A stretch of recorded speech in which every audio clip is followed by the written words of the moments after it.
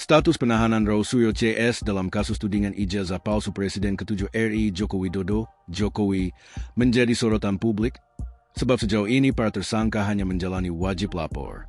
Ketua Riset dan Advokasi Publik Lembaga Bantuan Hukum, LBHP, PP Muhammadiyah, Gufroni, menyebut ada pertimbangan non-teknis yang membuat penyidik Polda Metro Jaya belum menjebloskan para tersangka ke penjara. Menurut Gufroni, kuatnya dukungan masyarakat membuat kepolisian berpikir dua kali untuk mengambil tindakan penahanan guna menghindari gejolak dan energi bangsa yang tersedot pada kasus yang dinilai bermuatan politik ini.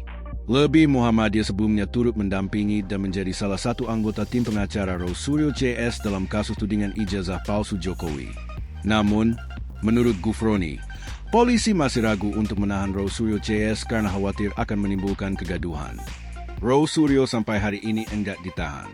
Ada alasan objektif, ada alasan subjektif misalnya kan. Karena apa? Emang dukungan publik itu luar biasa, sehingga penyidik berpikir dua kali. Ungkapnya di YouTube Abraham sama Speak Up, Minggu, 4 Januari 2025. Kalau Rosurio ditahan waktu pemeriksaan, itu apa enggak gaduh itu se-Indonesia? Imbuhnya. Sebab, kata Gufroni, perkara yang disampaikan oleh Rosurio CS terkait ijazah Jokowi itu mewakili rakyat Indonesia. Apa yang disuarakan Rosurio itu mewakili jutaan orang, ratusan juta orang masyarakat yang menginginkan agar kebenaran harus diungkap, sekalipun itu pahit, katanya.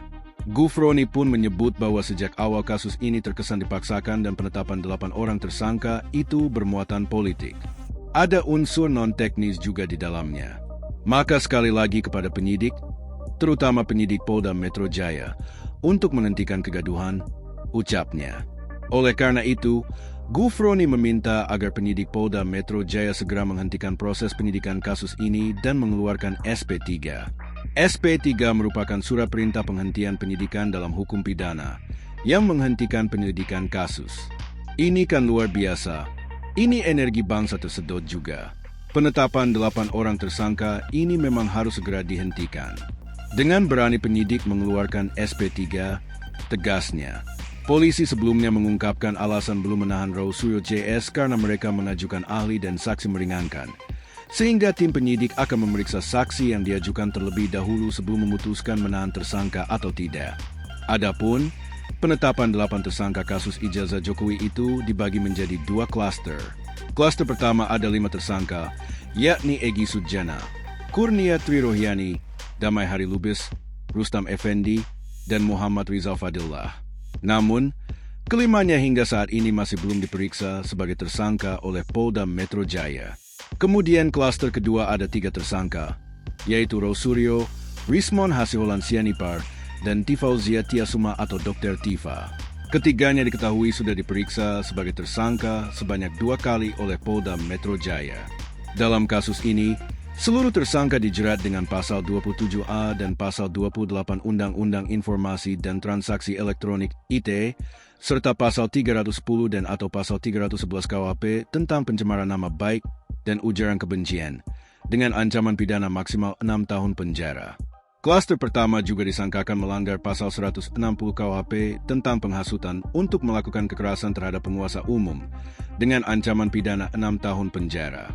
Sementara klaster kedua yang terdiri atas Rosurio, Rismon Sianipar, dan Dr. Tifa menghadapi ancaman pidana lebih berat karena mereka dikenakan 2 pasal tambahan, yakni pasal 32 ayat 1 dan pasal 35 Undang-Undang ITE yang mengatur tentang penghapusan atau manipulasi dokumen elektronik milik orang lain.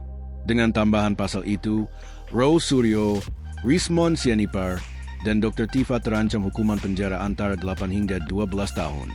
Kasus ijazah diprediksi baru tuntas tahun 2036. Terpisah, polemik mengenai ijazah Jokowi diprediksi akan berlangsung lama, bahkan hingga lebih dari 1 dekade ke depan. Pakar komunikasi politik, Effendi Ghazali, menyebut kasus ini baru akan tuntas pada akhir 2035.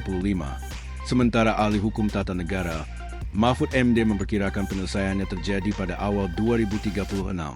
Pandangan ini disampaikan Effendi Ghazali berdasarkan hasil diskusinya bersama Mahfud MD dalam sebuah tayangan televisi. Saya pernah diskusi dengan tokoh yang menurut saya sekarang ini agak banyak memberikan harapan pada kita dalam posisinya di Komisi Percepatan Reformasi Polri, Profesor Mahfud MD, kata Effendi Ghazali di TV One, Selasa, 30 Desember 2025. Dalam diskusi tersebut, Effendi awalnya bertanya kepada Mahfud mengenai kapan kasus ijazah ini akan berakhir. Namun, Mahfud justru berbalik bertanya kepada Effendi terkait hal yang sama. Saya pernah tanya di acara resmi yang tayang di televisi juga. Menurut Profesor Mahfud kapan selesainya kasus ijazah Pak Jokowi? Ujar Effendi. Lalu dia, Mahfud MD, mengatakan dia balik bertanya. Kalau menurut Pak Effendi kapan? Tuturnya meniru ucapan Mahfud. Effendi kemudian dengan tegas menjawab jika secara komunikasi politik, kasus ijazah Jokowi baru akan selesai pada akhir tahun 2035. Saya bilang, kalau menurut saya akhir 2035, katanya, bukan tanpa alasan. Effendi menjelaskan, dalam kajian komunikasi politik, kasus ini akan terus mengikuti dinamika kekuasaan. Ada logikanya. Anda menanyakan pada saya komunikasi politik. Kalau masuk ke kajian komunikasi politik, dia akan ikut arus naik turunnya politik. Jelasnya. Effendi lantas membandingkan kecepatan penanganan kasus serupa yang menimpa pejabat lain. Anda mau bandingkan yang cepat? Ini wakil gubernur salah satu provinsi sudah jadi tersangka. Imbuhnya merujuk pada kasus Heliana di Bangka Belitung. Pernyataan Effendi tersebut ternyata disetujui oleh Mahfud MD. Menurut mantan Ketua Mahkamah Konstitusi, MK, tersebut, penyelesaian kasus ini kemungkinan besar baru akan terjadi pada awal 2036. Saya balik bertanya, kalau menurut Profesor Mahfud MD kapan? Bagus loh jawabannya. Saya kira saya sependapat mungkin awal 2036. Katanya, download Tribun X sekarang. Menghadirkan lokal menjadi Indonesia.